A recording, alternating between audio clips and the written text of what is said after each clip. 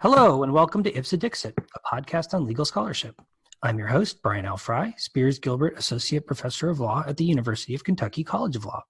My guest today is Andrew Selbst, a postdoctoral scholar at Data and Society Research Institute and visiting fellow at the Yale Information Society Project. We will discuss his new paper, The Intuitive Appeal of Explainable Machines.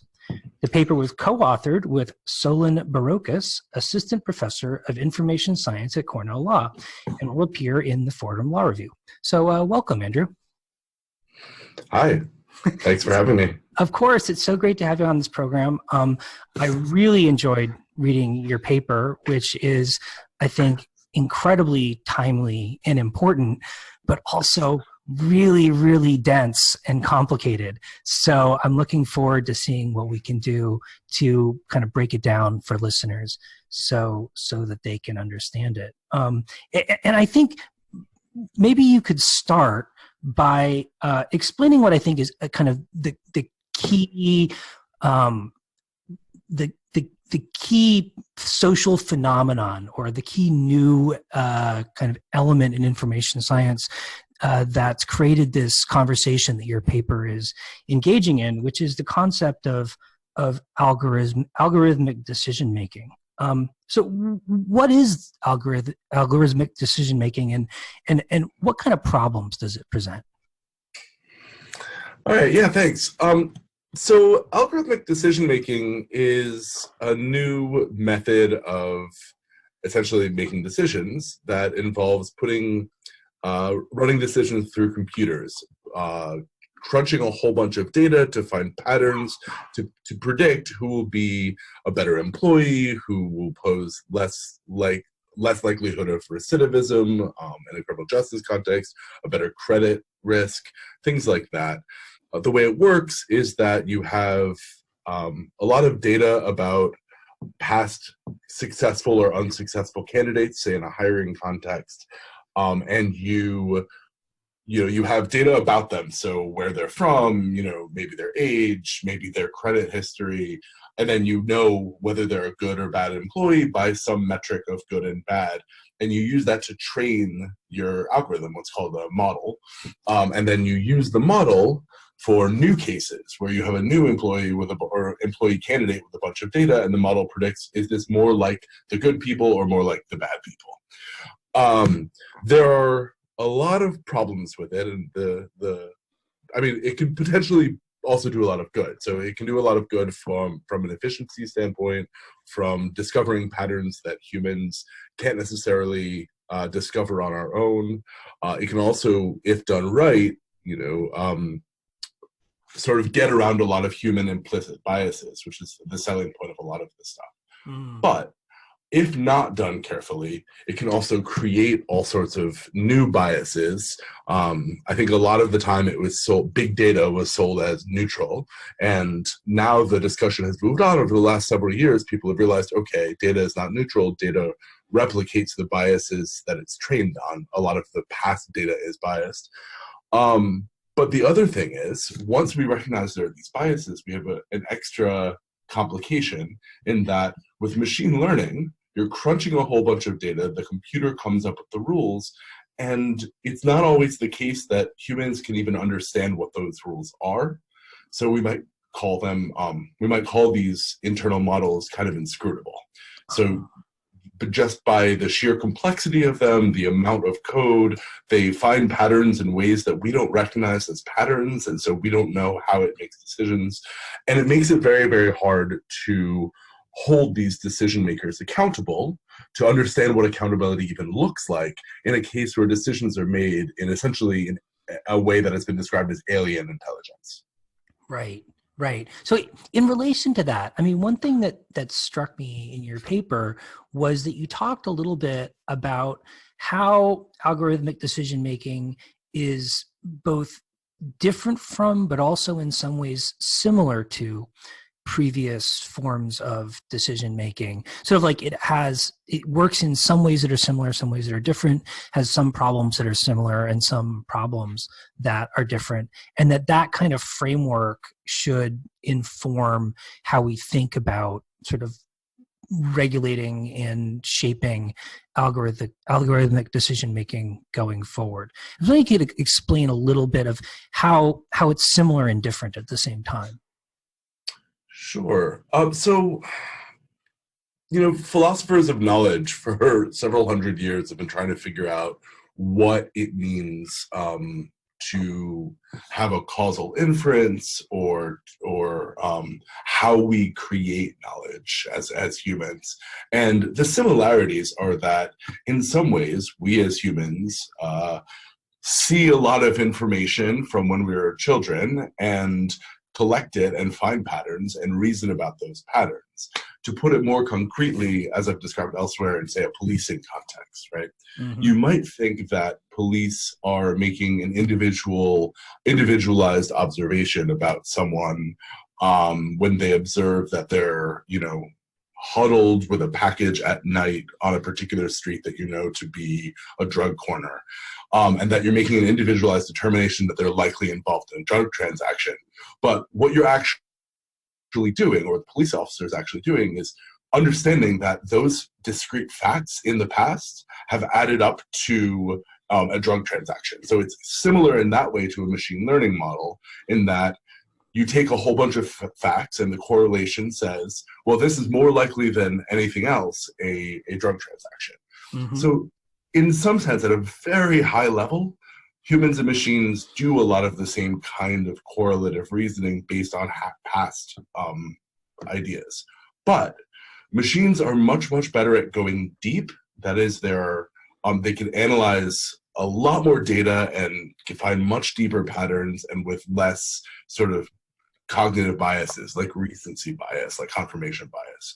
But they're myopic. Machines are idiots. Like they only know exactly what you told them.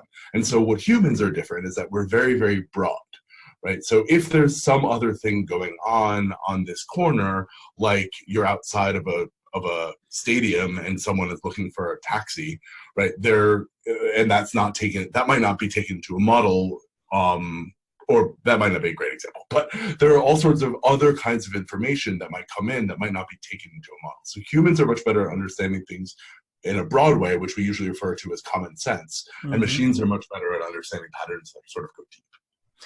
I see. I don't know if that's... Yeah, so it's like, if I understand it correctly, it's like humans can process a whole bunch of information and like draw inferences from that information, whereas machines can process a whole lot of information, but do it in a sort of mechanical way that might find patterns that might be counterintuitive or that people might not recognize. Right. So, I mean, the reason that we think of them as counterintuitive is because we only can reference the human side, right? If we were a couple of robots having this conversation, we'd find the human patterns unintuitive. It's just the way the machines are processed. So the example we have in our paper is that one of the examples, there's this famous computer science result where you had a machine that was trying to distinguish between wolves and huskies. And the way it was done, it was showed a whole bunch of labeled pictures, like full images, where they were either labeled as wolf or labeled as husky, and the machine goes and just looks at a bunch of the pixels, right? It figures out all the pixels, and then it maybe detects edges, and it detects like color patterns. It has no idea what a wolf or husky is in some, conceptual sense like we do. Mm-hmm. What ended up happening is it returned a bunch of pictures and got some of them wrong.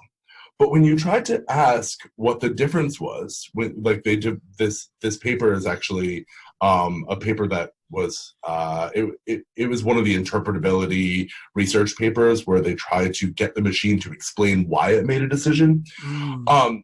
What the machine highlighted was the snow in the background, right? And which is a weird result. Yeah. But we know it's a weird result because we have concepts of wolf, we have concepts of husky, and though you may not actually be able to tell them apart by looking at them as a human, because I'm not sure I could, mm-hmm. We know that snow is a different concept that is not a part of either one. Right. Right. And so, and the computer all it learned was, oh, these images labeled wolf had snow, and these images labeled husky did not have, well, actually, it didn't learn that, sorry. These images labeled wolf had a big patch of white.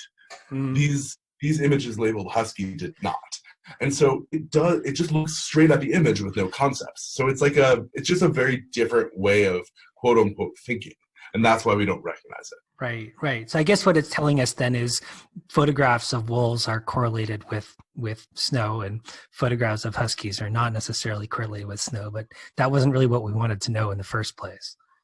Right. And to be clear, it's a subtle point, but it's not actually telling us that even. Right? It's telling us in this training set, the images labeled wolf had this thing that we identify as snow in the background. Okay. Right? The computer has no concept of snow. The computer has no concept of wolf or husky. It has concepts of the label wolf and husky. Fair, yes. Keep the terminology straight at all times. Exactly. Well, I mean, it's an important concept, because if we start thinking of the machines as thinking in the same way, I think it'll obscure the points we're trying to make in the article, which is that we actually don't have a great way to oversee the machines because they're not thinking. Yeah, no, I think that's really important. Like, I mean, it's so easy for me to slip into attributing sort of human consciousness to what the machine is doing, and that's just not the correct way of thinking about it. Right. Okay, so you used also two particular concepts or two particular words in the way you talked about the kinds of problems presented by algorithmic decision making. And I was wondering if you could explain what they mean in this context and also maybe highlight the differences between them. And that was inscrutability and non-intuitiveness. And I think you've talked a little bit about them already, but maybe like kind of specifically bring out what they are. Right, thanks. So I'm just going to sort of start out by laying the background that also will explain why we actually wanted to write the paper in the first place. Great. So going from when we talked a minute ago about the initial problems, I think a lot of people saw that algorithms were inscrutable, that people couldn't really understand how to make heads or tails of them, they're an alien intelligence, and their immediate reaction was, therefore they're unaccountable, and what do we do about this? Right? And so what ended up being proposed, but in all corners, there are a lot of papers talking about this, was explanation. They said, okay, we need to create algorithms that explain themselves, and we need to regulate to make sure algorithms can explain themselves. And a lot of this was discussions of opening the black box. So, Frank Pasquale had that book, The Black Box Society, which decried a lot of the secrecy of algorithms, but also the lack of explanation. There were a few scholars, including myself, that talked about the GDPR, the General Data Protection Regulation in Europe, and the right to explanation that it creates, whether or not it creates it as a matter of positive law debate. But there was a large group of people thinking about explanation. And what Solon and I were saying was, that's not quite getting at it. Right. So the difference between inscrutability, we wanted to point to the difference between inscrutability and what we're calling non-intuitiveness, which is inscrutability means that you have a model and you don't understand what the rules are. Non-intuitiveness is that you have a model and you have no way of making sense of what the rules are. So an example, right? Imagine in the criminal justice context or in the policing context, there was some machine learning model that came up with a prediction that if you wear a particular kind of red sneaker, you're probably committing crimes. Right? That is a model that is not inscrutable. We know that it has this very strong correlation. We know exactly what the rule is. You can compute the rule by hand, right? You just know it relies on this one fact. But it's a model where we say, what the heck is going on? Right? Like, why does it have this rule? Right. And that's the thing, right? It's a non-intuitive rule. So we want to know why. And to the extent that law is really interested in sort of holding algorithms accountable, what we think it's interested in is less explanation and more justification, which is to say, you want to be sure that the people creating these algorithms are justified in setting up the rule systems the way they do. Explanation is also an important part of that, because it's really hard to ask if they're justified if you don't know what the rules are. But we just think you need more. as a general rule. So, for example, this red shoe hypothetical, or red sneaker, it could be that the machine had picked up on some recent data that this gang, when they were going out and, committing violent acts, wear these red sneakers as like a part of their membership, right? That would be something where, okay, these red sneakers like a really good identifier for they're likely committing a crime right now, and that would be justifiable. But it could also be that in a particular segment of society or a particular segment of, population of LA, these sneakers have become really popular, and that population happens to live a certain area, be a certain race, and therefore you're actually just correlating the sneakers with race. Right. And so the important point is, right, often machine learning will find these rules and we won't actually have an intuitive sense of whether they're valid or not. And so we need more. And ultimately, and sorry if I'm going on too long before you get to asking the question, ultimately what we're suggesting is that computer scientists are oriented to suggest that if we have we need explanations so that rules that are clearly bad, like this snow example, right, will show themselves to be bad, and so we're like, that's not a reasonable way to make that decision and go back to the drawing board. But anything unintuitive, we should just accept unless there's a reason for it, unless there's an obvious thing wrong with it. Lawyers take a very opposite approach, saying they should, if there's something unintuitive, it should be assumed to be bad, to be discriminating or something like that, unless you can give us a reason to believe it's good. Right. So both computer scientists and lawyers in this case want to rely on default rules because we use our intuition to do evaluation. That's how we always do evaluation, and it's why non-intuitive rules are really hard to deal with, hard to justify. But what do you do in that huge space of rules where that huge space of models where machine learning finds non-intuitive rules that are potentially legitimate but are also strange? Lawyers say call them illegitimate. Computer scientists say call them legitimate. What we're trying to say is we need another approach to narrow the space of rules you don't know what to do with. Right. And that approach is documentation.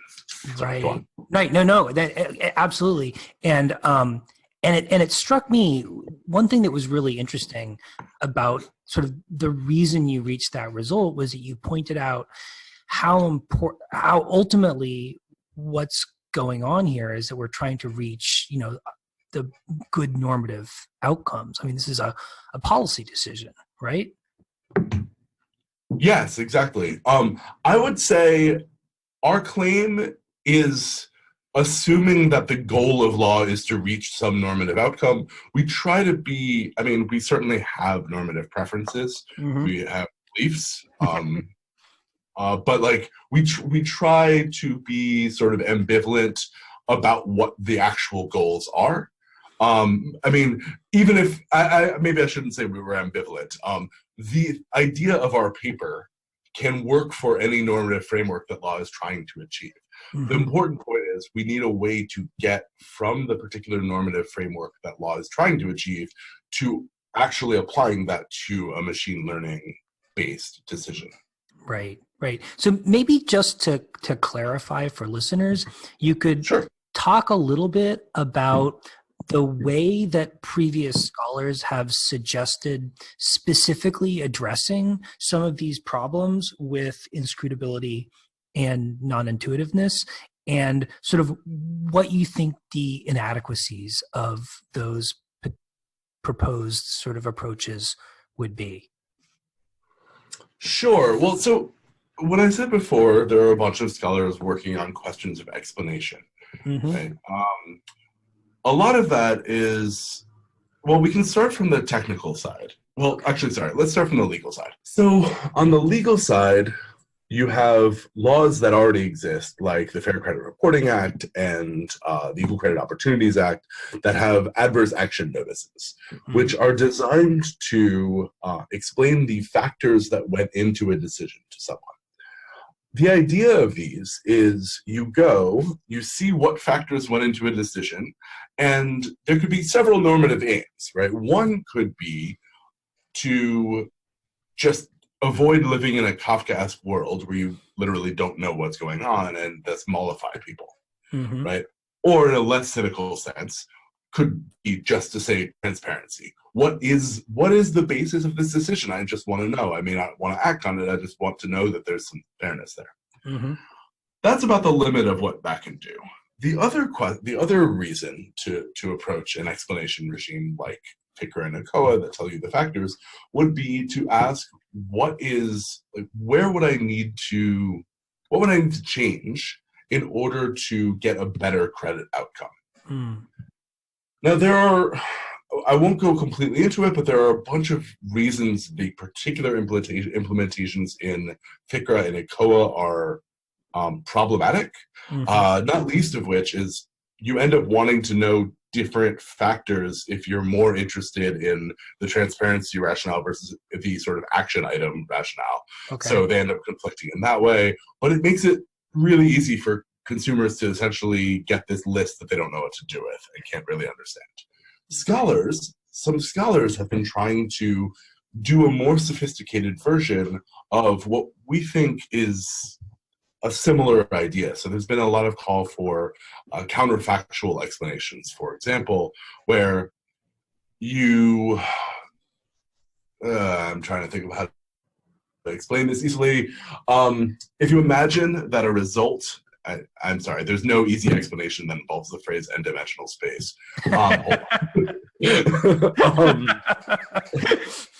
So basically, if you imagine a result that is the basis of a lot of different factors, and each of the factors are, contribute a certain amount, they want to essentially find the hypotenuse, right? Find the contribution of all the different factors. That's the easiest thing to change so that the consumer can get a good result.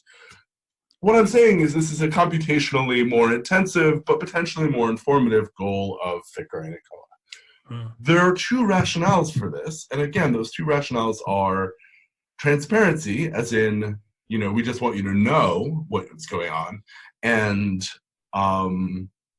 action, what I think at this point we call action enabling, where you, the consumer, are going to try to change your life, better your lot, and get a better result in credit.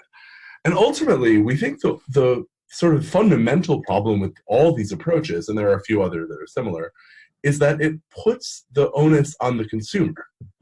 So all of these approaches that are about explaining the model are not about justifying the model. Right. Where the assumption is just that the model maker gets to make whatever the decision they want, and the person just has to live with it, and probably it could try to game the system as much as they can, but they're pretty much screwed. And that's not a society we really want to live in. There is an exception, I would say. ECOA actually doesn't say that completely, right? It's worried about discrimination.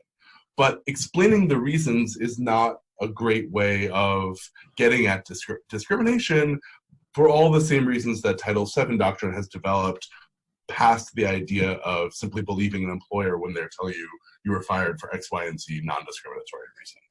Right. So it seemed to me that what you were proposing was a sort of way of reframing the inquiry or reframing the question to look more at those normative justifications for using the algorithm in the first place.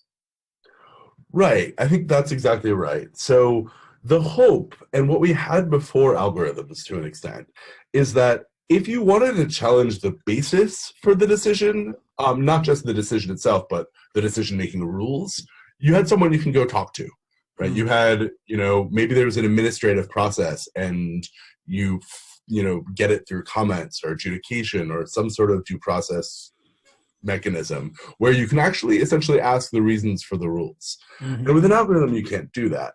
And so we're essentially trying to recreate that in a sense, where what we want is that if you have a good reason for having created these rules, so imagine the example we have in our paper is these alternative credit, these companies that are trying to do alternative credit scoring. A lot of them are actually trying to reach the traditionally unbanked, right? People that don't have a great credit history, new immigrants, all sorts of folks are left out of the traditional FICO system. And some of these are honestly trying to figure out ways to get credit scores to lend people money that don't have traditional credit, which is great. It's more inclusive. So what they might want to do is use social media data.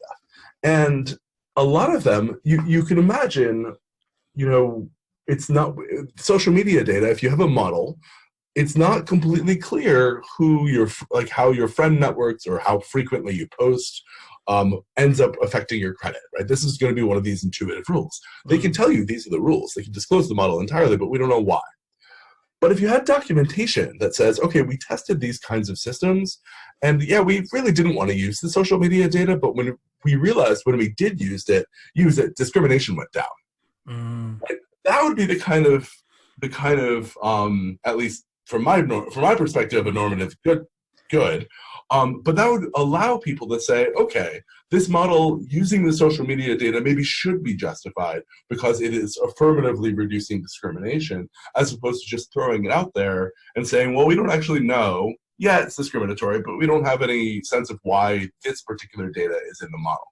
Yeah, no, that I thought that was a great example, because it's like, if you look at it from a narrow frame, you might say, gee, using social media data in the algorithm seems to be associated with discriminatory, disparate impact, right? But if you then take a step back and say, well, that's true, but it's a smaller discriminatory disparate impact than if you didn't use the social media data, then it's like on net, it would be an improvement, even though from one perspective, it's associated with a bad thing. Right. And notice that this kind of solution is not solving the issue of unintuitive rules, right? You still don't know what the rule basis is, and ideally people would do more research to try to figure out in a more social sciencey way rather than a more big data-y way to figure out exactly what is the relationship going on there. So ideally you eventually figure out the relationship. But what we're saying is, if people are going to use these models out there, we want alternative ways of validating these systems or invalidating these systems, such that if there are intuitive rules, we can say more interesting things about them as a regulatory matter. Yeah. And you made two proposals relating to disclosure, which I thought were really clever and interesting. One was, and I love this phrase, algorithmic impact statements. And in addition, you suggested maybe like a litigation trigger for disclosure. And I was wondering if you could kind of briefly just sort of explain what those would be and how they would work differently. Sure. So algorithmic impact statements are actually something I proposed in a prior article called Disparate Impact in Big Data Policing. And now they've actually, I'm also working on another article sort of filling out the concept a little bit. So it's still very much an idea in flux. A think tank called AI Now has put out a paper on algorithmic impact assessments, and the government of Canada has actually started implementing them. So this is an idea that's gaining traction. Cool. We still have to figure out what it is. So the idea is, right, based on environmental impact statements, the goal would be to get people to think ahead of time about, the potential impacts of choices they make. So going into a machine learning system, there are a whole bunch of choices that people have to make and can't avoid. So what data do you collect? What data don't you collect? What kind of cleaning do you do? How much effort do you put in? Cost is obviously a factor among all of these, right? Do you use a particular kind of explainable algorithm or not? Do you, what is the goal you seek to achieve? Some goals are gonna end up being more discriminatory than others. There are all sorts of ways of parts of decisions that go into this process. And what the impact statement would do would say, okay, just write down, document what you chose to do and what you didn't choose to do. I think that second part is actually really important. And why, and what the predicted outcomes are of each of these steps, partially from a discrimination standpoint, but partially due process, all the things we care about in law. And the reason I'm proposing these is because I think where we are in sort of the algorithmic context is kind of where the environmental folks were 40 odd years ago when NEPA was passed. It's 50 years ago, almost 50 years ago now, when NEPA was passed. And that the people building the systems are also the people with the best knowledge and resources to be able to think about what the impacts of the systems are, but they have no actual incentive to do so. And we know that there's a particularly huge incentive to offload the harms, right? To externalize the harms and internalize the profits. And so it's the exact same issue. And I think the impact statement model, there's a lot of question about whether it worked in the environmental context, and certainly the Supreme Court mucked with it pretty much instantaneously. So there's a lot of mixed data on that, and that's part of what we're actually trying to work through in this new scholarship. But the idea is the same, right? Try to get the people building the systems to reflect on their possible harms, to just do their homework. Right? So that's the first thing. Oh, and the thing is, there's also a period of notice and comment, of public comment, where the communities can express their values, can be involved in the system, and that's really important too, because these are actually systems that might have very different value judgments based on the particular communities affected, and those communities should have that voice. Right. Sorry, go on. So I was going to say, in your paper, you acknowledge that something like an algorithmic impact statement might be more palatable for, say, a government agency than for a private actor, right? Exactly. Right. So this is why the private actors were thinking maybe something more like an internal impact assessment that gets made public on a trigger like litigation. And this is actually the model that comes to mind when I think about this is actually also called an impact assessment, but it's a data protection impact assessment in Europe. And so the GDPR requires data protection impact assessments, which actually, I mean, there's more scholarship being done on this. I know Margaret Kaminsky and John Claudio Mangieri are thinking about these sorts of things. It's a question of are they trying to do the same thing? So DPIAs, the way they work is companies prepare them for high risk of issues that occur with data. So that could be explanation, it could be discrimination, it could be traditional data protection issues about mostly privacy type issues.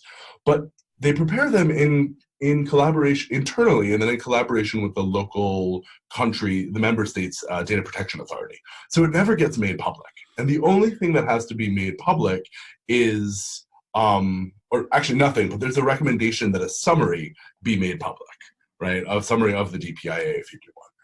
And ultimately, I think the GDPR allows these data protection authorities to demand them. So as in, they need to exist, right? You need to have done them, but at some point later, somebody might ask for them, and that's why you need to have done them. So I think the same thing is with this litigation idea. You could end up with an impact assessment that is entirely internal, which I think would be much more palatable to a company with issues like trade secrets and those kinds of problems. But in the case of litigation where there's an actual problem, you've injured someone, and so you're being sued in tort, or you violated some sort of regulation, then it could be disclosed either under a protective order, depending on what we're actually talking about here, but it could be made available. And I think ultimately the two kinds of documentation could serve similar purposes. Right, just accounting for different kind of positional interests or increased confidentiality interests in the case of private companies. Right. Yeah. Well, Andrew, it's been fascinating to learn more about this from you. And I was wondering if maybe you wanted to leave listeners with sort of in a nutshell version of why they should, when they're thinking about sort of big data and the kind of big black box issue, why they should think about it in this kind of more holistic, normative, goals-oriented way that you're talking about. Wow. I guess the answer is because it all boils down to values, right? Like law, the goals of law are to regulate society, not to regulate technology. And, I think a lot of people thinking about these issues think about the technology first and the technology last, in a way. Even though in the back of their mind, a lot of the sort of motivations for their work end up being fairness, discrimination, due process, those kinds of questions. But ultimately, the idea is if you fix the technology, those things will magically happen. You have to think more holistically and always anchor yourself on the ultimate goals of making sure that people who make decisions are justified in those decisions. I think that's most of what law does when it comes to regulating decision making. So yeah, no, that's so true. And I can't recommend to people more that they check out this incredibly rich paper. We've only scratched the surface in this conversation. Thank you so much for having me. The pleasure was all mine. Hope to talk to you soon.